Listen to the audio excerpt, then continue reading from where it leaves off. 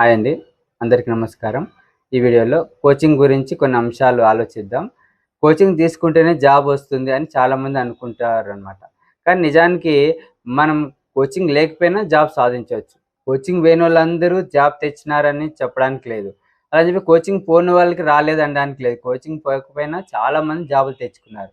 ఇక్కడ మనం గమనించాల్సిన విషయం ఏమంటే మనం సొంతంగా నేర్చుకోవాలి. కోచింగ్ పోయినా, పోకపోయినా మనం నేర్చుకొని మనమే ఎగ్జామ్ రాయాలి. కోచింగ్ అన్నది మనకు కొంతవరకు దారి చూపుతుంది. అంతే తప్ప పూర్తిగా కోచింగే మనకు ఆధారం కాదు.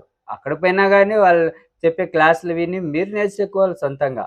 కాబట్టి ఎవరైతే సొంతంగా నేర్చుకోగలము అనే వాళ్ళకి కోచింగ్ అవసరం లేదు.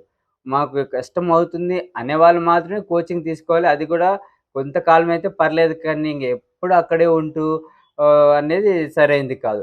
కాబట్టి నేర్చుకునే ప్రయత్నం చేయండి సొంతంగా. ప్రతి దానికి ఇతరుల మీద ఆధారపడడం కాకుండా, కాన్సెప్ట్ ఏముంది? ఎక్కడ వెనుకున్నాము అనే అంశాలు తెలుసుకొని, మీరే సొంతంగా నేర్చుకునే ప్రయత్నం చేయండి. తక్కువ టైంలోనే మీరు గెట్టింగ్ కాగలుగుతారు. కాబట్టి కోచింగ్ అన్నది ప్రామాణికం అనేదైతే వాస్తవం కాదు. కోచింగ్ లేకపోయినా జాబ్ సాధించొచ్చు. ధన్యవాదములు.